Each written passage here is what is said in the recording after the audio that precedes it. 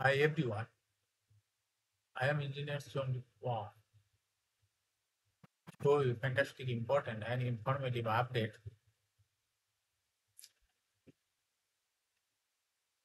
Stock market news of Dhaka Stock Exchange and Chittagong Stock Exchange stock. Before beginning, like the video and subscribe to YouTube channel.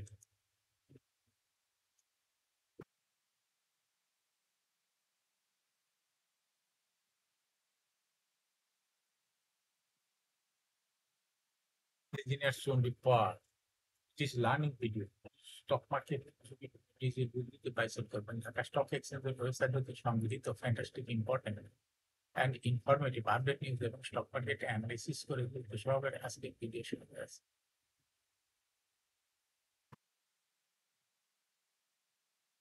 Now focusing একটু করে stock market তালিকাভুক্ত company.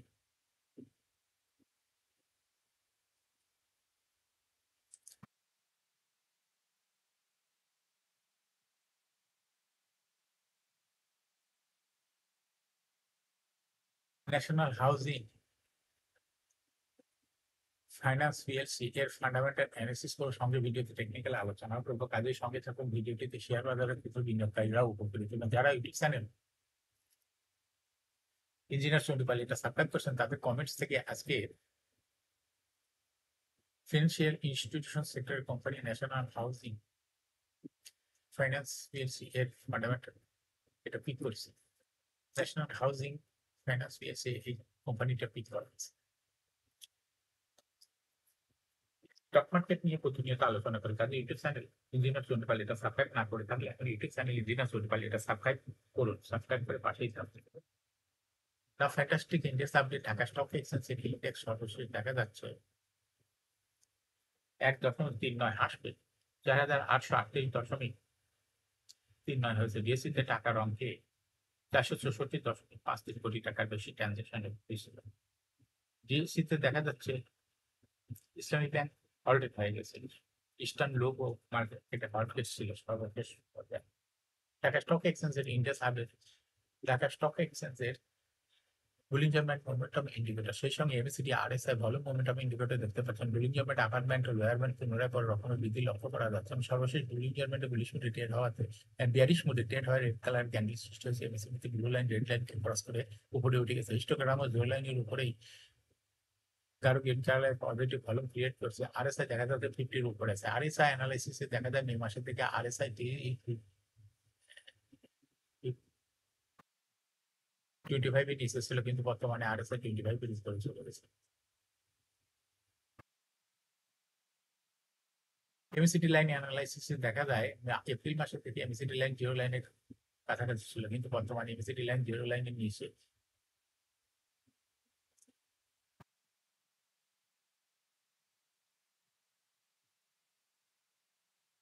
নাও fantastic trade statistic মার্কেটে দেখা যাচ্ছে 131টি company share দর বৃদ্ধি পেয়েছে, 205টি company share দর হ্রাস পেয়েছে।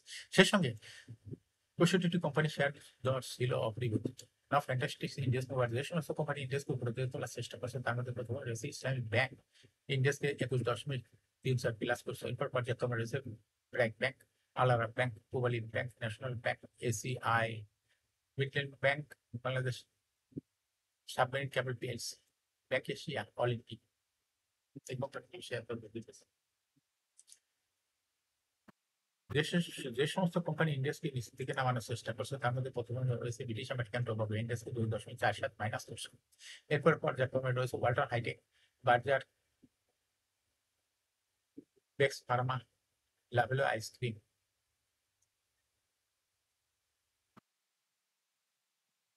NCC bank, UCB bank, Renata, Jamuna bank, Khan brothers, global bank industries limited.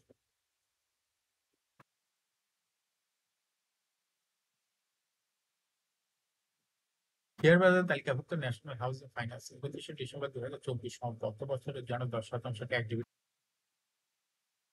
আগামী 21শে সেপ্টেম্বর কোম্পানি বার্ষিক সাধারণ সভা এজিএম করবে। এই জন্য রেকর্ড ডেট নির্ধারণ করা হয়েছে 30শে জুলাই।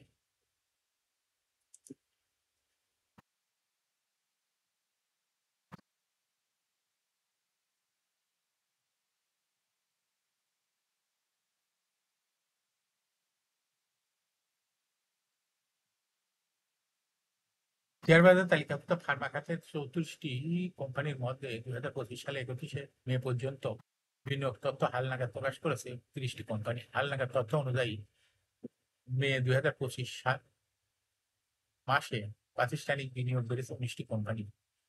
প্রাতিষ্ঠানিক বিনিয়োগ বৃদ্ধি পাওয়া কোম্পানিগুলো হলো Orion infusion, ACI limited, ACI formulation, ACME laboratories, ACME pesticide, Advent pharma, AFC agro biotech, Asiatic laboratories, Beacon pharmaceuticals, Beximco pharmaceuticals, ইমনেসিনা pharmaceuticals, Indo Bangla pharmaceuticals, Kohinoor chemical, Navana pharmaceuticals, pharma aids, Renata Silco pharmaceuticals, Square pharmaceuticals, টেকনোডার্মস।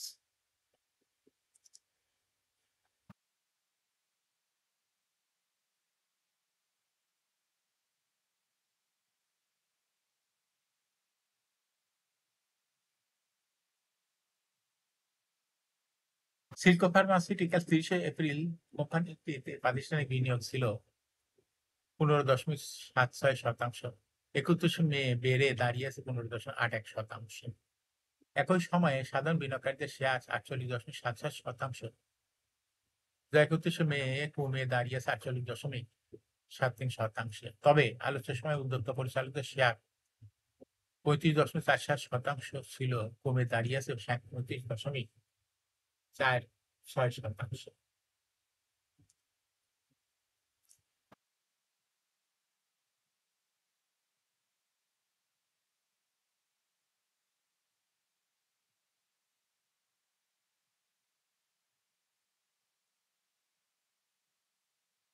পুঁজিবাজার তালিকাভুক্ত বিবিধ খাতের কোম্পানি বাজার পেইন্টস বাংলাদেশ লিমিটেড সর্বশেষ হিসাব বছরের জন্য লভ্যাংশ ঘোষণা করছে। কোম্পানি আলোচিত বছরের জন্য শেয়ার হোল্ডারদের 525% নগদ লভ্যাংশ দেবে। অর্থাৎ প্রতি শেয়ারের বিপরীতে কোম্পানি শেয়ার হোল্ডারদের 52 টাকা 50 পয়সা লভ্যাংশ দেবে। পরিচালনা পর্ষদের বৈঠক 31 মার্চ 2025 তারিখে সমাপ্ত হিসাব বছরে নিরীক্ষিত আর্থিক প্রতিবেদন পর্যালোচনা অনুমোদনের পর লভ্যাংশ সংক্রান্ত এই সিদ্ধান্ত নেওয়া হয়। গত বছর কোম্পানিটি 500% নগদ লভ্যাংশ দিয়েছিল।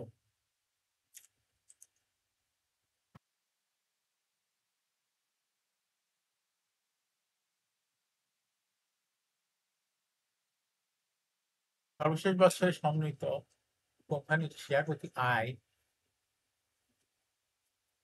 হয়েছে 72 টাকা 66 পয়সা। আগের বছর কোম্পানি টিপিএস ছিল 70 টাকা 92 পয়সা। সর্বশেষ বছর সম্মানিত কোম্পানিটি শেয়ার প্রতি ক্যাশ ফ্লো হয়েছে 58 টাকা 94 পয়সা। আগের বছর ছিল 139 টাকা 64 পয়সা। 31 মার্চ 2025 তারিখে কোম্পানি ক্যাশ নিজ সম্পদ মূল্য এনবিপিএস হয়েছে 333 টাকা 42 পয়সা। আগামী 25শে আগস্ট ডিজিটাল প্ল্যাটফর্মে এজিএম করবে, এজন্য রেকর্ডে নির্ধারণ করেছে 24শে জুলাই 2025।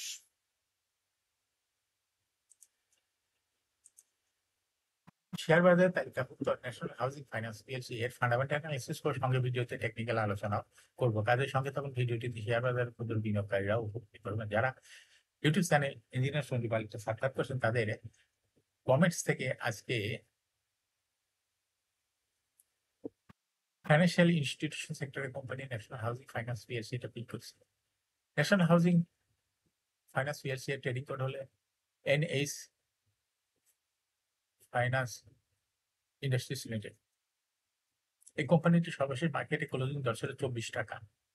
আগের দিন কোম্পানিটি শেয়ার ক্লোজিং দর ছিল 23 টাকা। 52 সপ্তাহের মধ্যে এই কোম্পানিটির সর্বনিম্ন দর ছিল 19 টাকা 90 পয়সা এবং 52 সপ্তাহের মধ্যে NSFIL এর সর্বোচ্চ দর উঠেছিল 39 টাকা 20 পয়সা।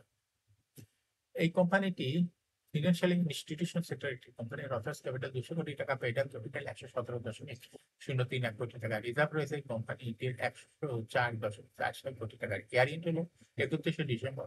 Last AGM held on 25 September 2024 for the year index 30 June 31 December 2023। এই কোম্পানির সর্বমোট শেয়ার সংখ্যা হলো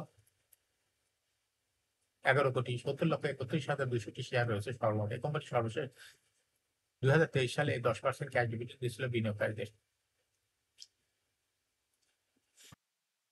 ন্যাশনাল হাউজিং ফাইন্যান্স এর ফার্স্ট কোয়ার্টার ইপিএস এর 0.24।